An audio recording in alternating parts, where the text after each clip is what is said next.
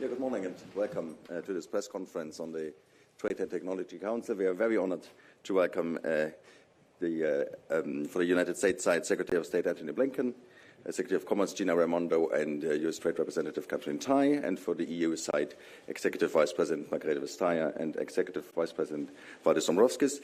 We have limited time, that's why we go straight into question, and the first question goes to Peter Hyde from Politico. Sorry, your mic is coming, please.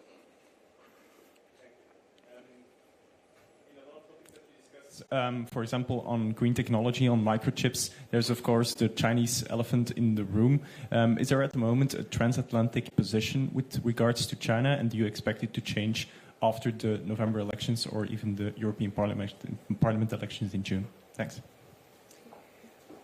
Well, there's only an elephant in the room if I have knitted it. So no, we can actually talk with one another about the things that occupy us.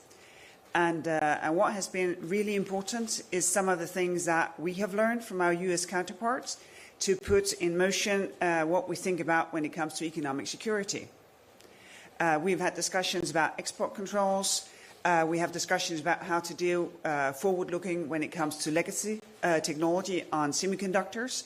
The US is conveying a survey that is mandatory. We have a voluntary one. We'll compare notes in order to take measures forward to make our supply chains resilient. And we have been coordinating from the very first day on how to avoid a subsidy race, make the best possible use of the incentives available for both the US and Europe to increase our global footprint when it comes to semiconductors. And I think that strengthened us. It is not against someone, it is really pro a corporation, and I think we have actually delivered. Yeah, I would just say the role of advanced technology has changed the game when it comes to national security and economic security.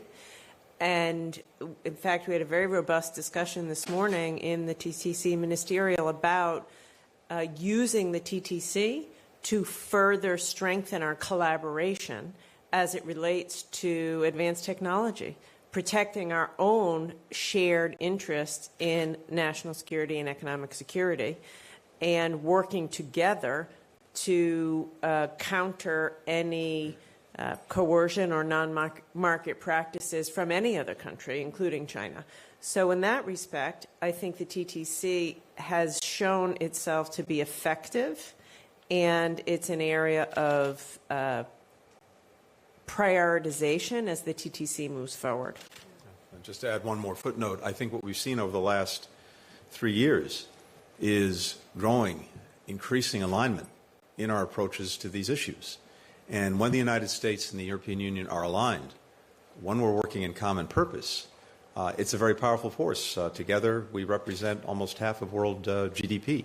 And that means that there's a certain weight that comes with having a shared position on something. And whether that's dealing with China or any other challenge, it makes a big difference. And the story, to me at least, of TTC is this growing alignment on all of the issues that you just heard alluded to. And we found that again today. And I think it also inspires us to continue this work because the more we're able to build convergence in our approaches, the more effective we're going to be in making sure that we're actually delivering results for the people we represent. That's what this is all about, fundamentally. Indeed, just to complement this, one of the flagship initiatives under Trade and Technology Council is Transatlantic Initiative on Sustainable Trade and building green transatlantic marketplace, which is indeed the largest marketplace in the world.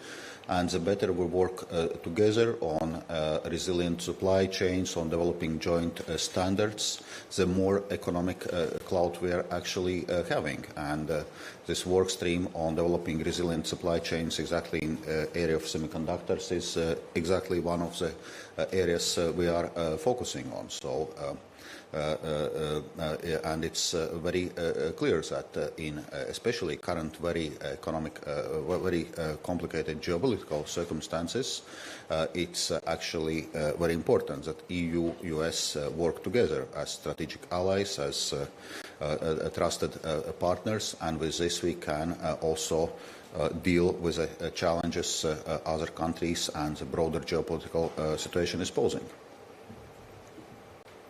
Thank you very much indeed. Next question, Matt Lee from AP.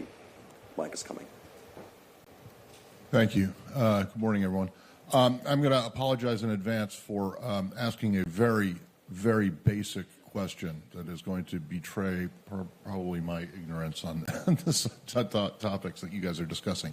And that is, you all have been at this for 2.5 years now. You don't seem to have produced any kind of a serious result. I mean, yes, there's a lot of dialogue and a lot of talk, but just on Monday, the U.S. and the U.K. signed a bilateral AI safety agreement. What is the hurdle to reaching one between the U.S. and the EU? And if and when something like that is agreed upon, can you point to what would be a tangible benefit for Americans and Europeans from that? And then, Secretary Blinken, I have to ask you about just briefly on Gaza, and that is whether or not the steps that Prime Minister Netanyahu's office announced earlier today, opening new border crossings, are enough to meet the demands that you've put on the government to improve conditions, and do you still need to see, or do you still need to see more, at least in terms of protection of civilians and aid workers? Thank you. I would say if you look at where the U.S. and the EU were 3 years ago with respect to our collaboration on issues of technology and trade, it's nearly night and day from when the Biden administration began until today. And the TTC has played a core role in that, in the way that we have managed trade irritants. Let's remember when we started this administration, we had 232 steel and aluminum tariffs, and that issue has been resolved, among other issues. It resulted in the speed with which the U.S. and the Europeans got together after the war broke out to lead a coalition of 36 countries to level export controls against Russia was in large part due to the collaboration of the TTC. Yesterday, we announced the conclusion of our work as it relates to job training for tech workers because of AI. So I think at a high level, the TTC has been indeed very successful in bringing our partnership together. By the way, we share the largest and most sophisticated trade relationship in the world, and to have that strong collaboration underpinning that is vital. With respect to AI, I've traveled to this TTC with the new head of the U.S. AI Safety Institute. She's been on the job for 6 weeks, and she's here in Europe. We've already launched a dialogue with the EU AI office. So that is, again, a result of TTC, and we will continue. We will continue to do that work. So there's so much more to do. As I just said, technology and the use of emerging technology has changed the game totally in economic security and national security. AI is changing the game, again, for everything. And AI collaboration between their office and our Safety Institute is strong, will get stronger, all led by the TTC. Well, I love that kind of question because it allows me to talk for an hour and a half about all we have achieved. But inspired by Gina being so succinct, of course I will have to limit myself. One of the first things we did in the first TTC was to align on how we view artificial intelligence, to agree on an approach of being risk-based. So not to approach the technology as the technology as such, and since we got started, oh my God, it has developed. but to look at the use cases. Is it a risky use case or a non-risky use case? And I think that has shaped the approach from the very first day. We've had the AI roadmap that has been developed in order to put this understanding into something solid. And the most recent thing is the dialogue that we both think will lead to something much more tangible when it comes to the cooperation between the U.S. Safety Institute and our AI office.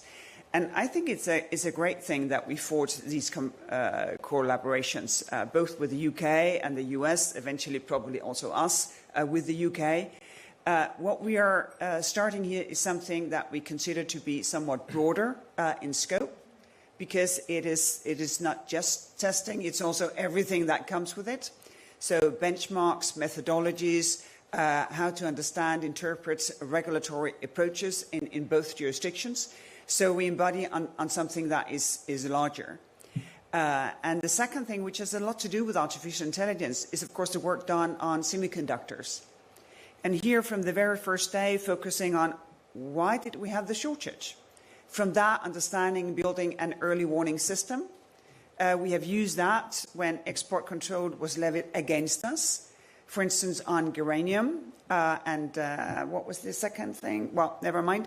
And now we have just renewed the working arrangements on semiconductors, and we are taking the next steps when it comes into legacy semiconductors, what they call essential chips, which will remain with us with the cutting edge for decades to come. So it's just to say that the results are tangible, and I think one of the good things for citizens is that where we in the beginning diverged on platform regulation, we are now in a much more collaborative manner. When it comes to AI, we have had an agreed approach from the very first day. And I think that the likelihood that that will produce artificial intelligence that you can trust is so much bigger. Because artificial intelligence holds immense promise if the negative sides can be controlled. And for me, an obvious negative side is sort of the existential threat for the individual as of today. If you're not allowed into university because of your color or your background, if you cannot get a mortgage because of AI not recognizing you, all of that we can deal with. And I think that has very tangible effects on everyday life. Matt, to your question on Gaza. We welcome the steps that have been announced by Israel, opening Erez as a new crossing point, having shipments go directly from the Ashdod port, maximizing the route from Jordan. These are positive developments, but the real test is results. And that's what we're looking to see in the coming days and in the coming weeks. Is the aid effectively reaching people who need it throughout Gaza? Are the bottlenecks and other delays at crossings being resolved? Do we have a much better system for deconfliction and coordination so that the humanitarian workers, the folks who are delivering the aid, can do it safely and securely? All of these things are critical, and that needs to, again, really be measured by the results. And some of the measures that we're looking to include things like the number of trucks that are actually getting in on a sustained basis, and not just getting in, but then getting around, the aid being distributed throughout Gaza, including, critically, northern Gaza. Some of the measurements that we've been deeply concerned by, including the fact that almost 100% of the population is acutely food insecure, that they're indicators of potential famine. We'll be looking closely at those to see that they're reversed. So really the proof is in the results, and we'll see those unfold in the coming days and the coming weeks. Relatedly, it's also critical that we see an independent, thorough, and fully publicized investigation into the killing of the World Central Kitchen team who were performing heroic work under the most difficult circumstances in trying to get assistance to people who so desperately need it. So we're looking to see that investigation, we're looking to see a public accounting, and we're looking to see accountability in its wake. And this goes to a larger challenge that we've seen throughout, which is the horrific number of children, women, men, innocent children, women, and men who've been killed through the course of the military operations. We've talked about this many times, the unique challenge of dealing with an enemy that embeds itself with the civilian population, that hides behind them, underneath them, in tunnels, in mosques, and schools, apartment buildings. But Israel's obligation, its responsibility to maximize protection for civilians, to make that a priority, that too is a critical test.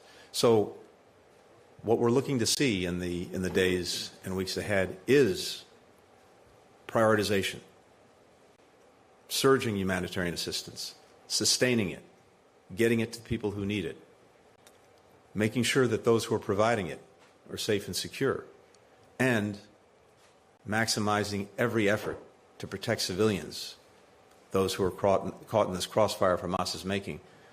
We just can't have so many people caught in that crossfire, killed, injured, going forward. Thank you very much. I think we have time for one last question. Kim, please. Thank you. Kim McCrail from the Wall Street Journal. For Secretary Raimondo, I'm hoping to ask you specifically about semiconductor-related export controls. What more would you like to see from partners in Europe, from the European Union, individual European countries, when it comes to export controls related to semiconductors? Are you asking for anything in addition to what's been discussed so far? And can you speak to what led to the concern? What sorts of concerns led you to turn your focus to legacy chips in particular, as opposed to the focus on cutting-edge chips? And for Secretary Blinken, NATO foreign ministers talked this week about a proposal for a 5-year fund totaling about $100 billion to support Ukraine's military.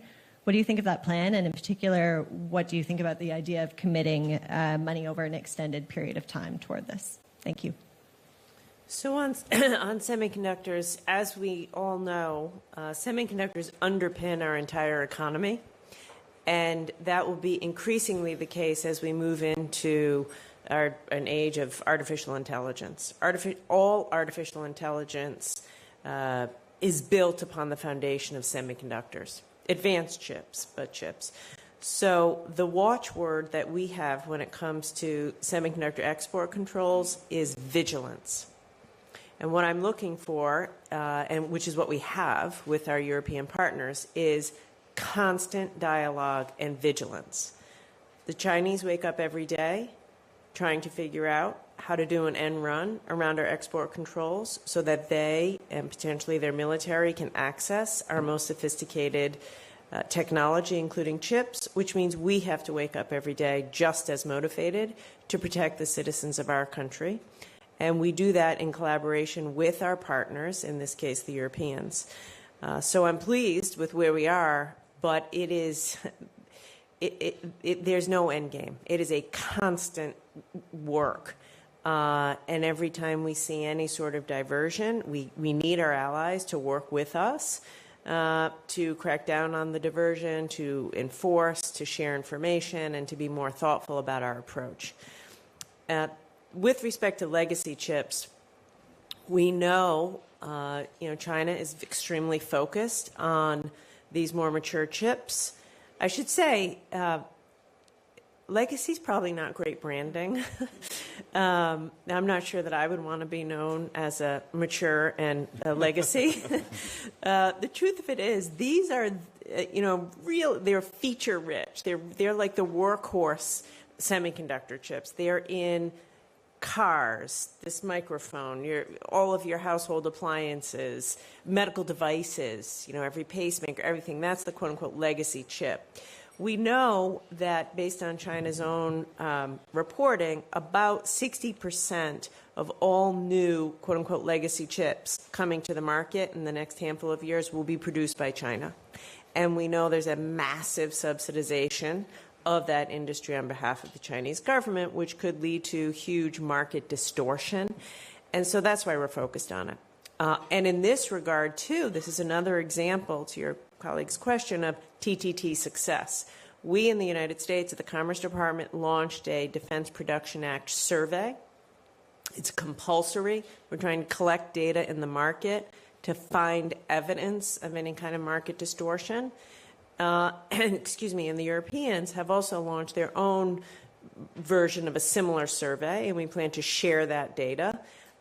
We talked about that this morning, and act together. So, and Tony said it beautifully, you know, we have half of the world's GDP between the U.S. and the EU. When we act together against any kind of market distortion, whether it's from China or anyone else, legacy chips or anything else, we're that much more effective. So that's why we're focused on it. And with regard to Ukraine, I think there are two things to focus on here. First is the urgent. And the urgent is making sure that Ukraine gets what it needs now to deal with the ongoing Russian aggression.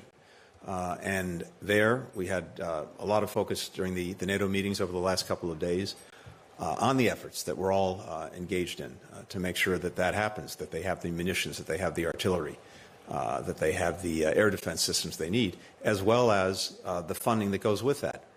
For the United States, that means the urgent necessity of passing the President's supplementary budget request.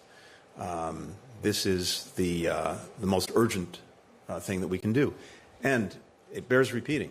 It's profoundly in the U.S. national interest to do it, because even as there's an aggression against Ukraine and against its people, there's also an aggression against the basic principles that underlie the international system and that help promote peace and stability around the world. Principles like you can't simply go in and redraw the borders of your neighboring country by force or take it over or try to dictate its future, because if we let that go unchecked, then it's going to be open season for would-be aggressors anywhere around the world, and that's going to be bad for the United States. But second, the money that is in the supplemental budget request, virtually all of it, when it comes to support for Ukraine's military, is going to be spent in the United States, which will build up our own defense industrial base, provide more good jobs for our workers. Europeans have made similar investments. And again, I want to underscore something we've said from the outset.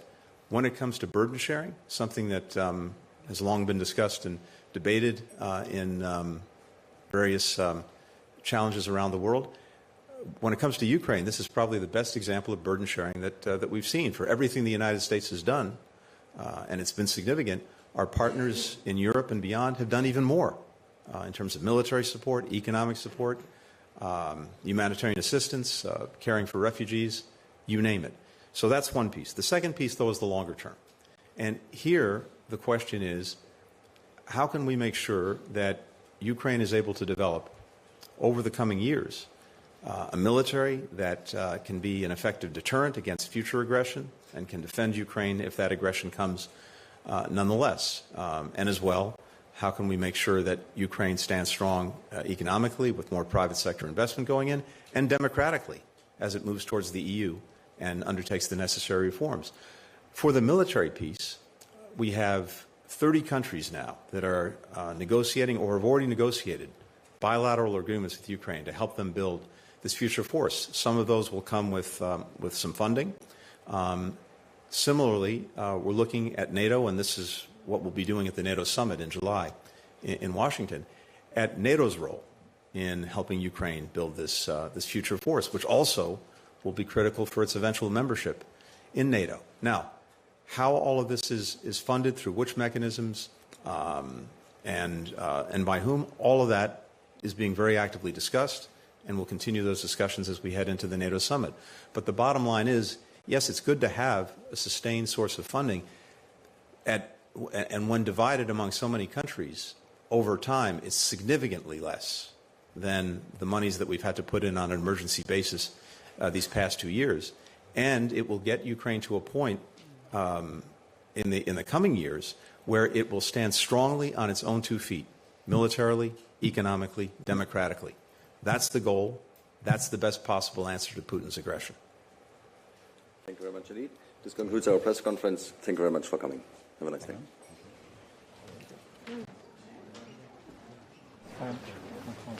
one, please.